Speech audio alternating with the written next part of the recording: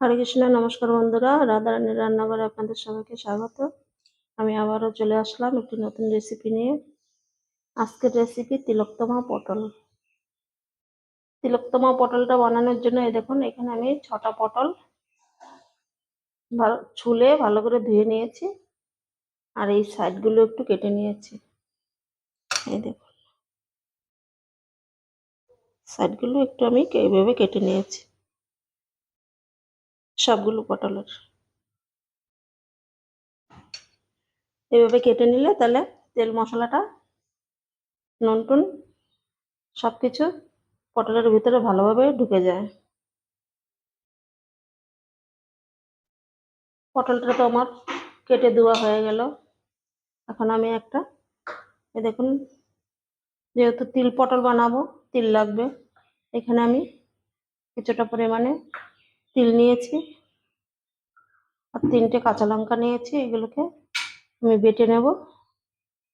বেটে নিয়ে তারপরে রান্নাটা শুরু করব। তিল কাঁচা লঙ্কা বাটা হয়ে গেছে, আর এদিকে আমি একটা গ্যাসে কড়াই বসিয়ে দিয়েছি। কড়াইয়ের মধ্যে সর্ষের তেল দিয়ে দিয়েছি।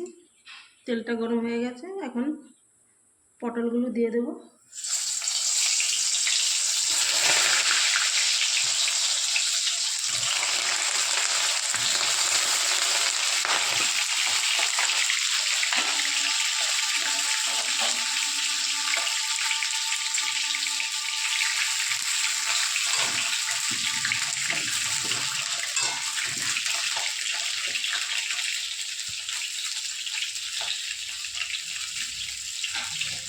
পটলগুলো ঢাকা দিয়ে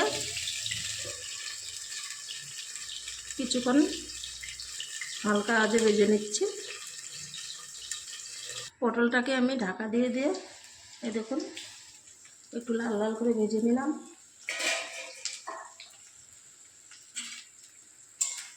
ভাজা হয়ে গেছে।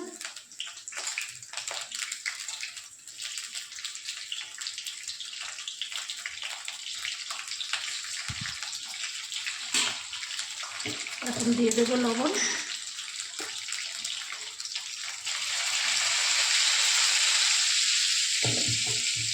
দিয়ে দিচ্ছি হলুদ,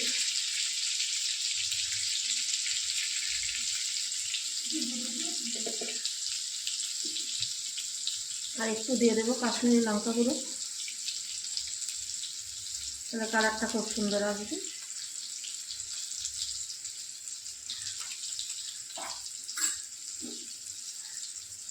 আর এখন দিয়ে দিচ্ছি তিল আর কাঁচা লঙ্কা বেটে রেখেছিলাম, সেটা দিয়ে দেবো।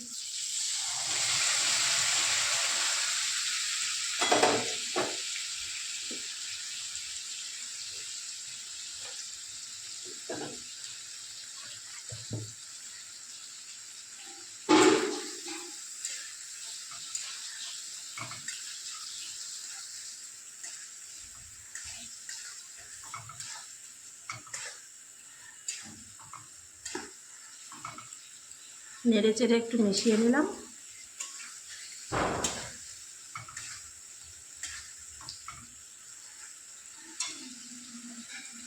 আর একটু জল দিয়ে দিচ্ছি যাতে পটলটা সেদ্ধ হয়ে যায়।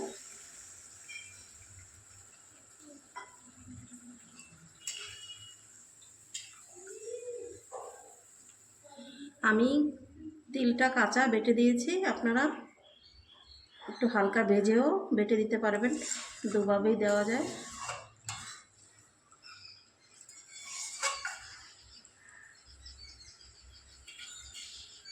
এখন আমি ঢাকা দিয়ে দেব। ঢাকা দিয়ে কিছুক্ষণ রান্না করে নিচ্ছি। গ্যাসটা এখন মিডিয়ামে রেখেছি। ঢাকা দিয়ে 4-5 মিনিট রান্না করে নিয়েছি।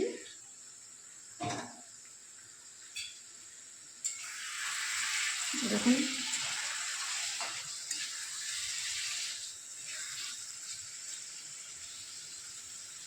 পটলটা সুন্দর সেদ্ধ হয়ে গেছে।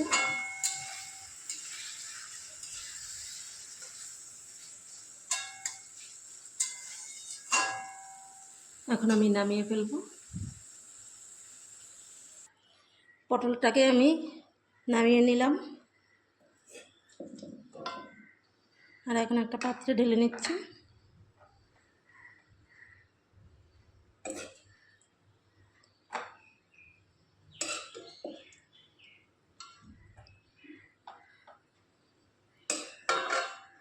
আপনারা ওইভাবে বাড়িতে বানাবেন, খুবই সুন্দর হয় খেতে।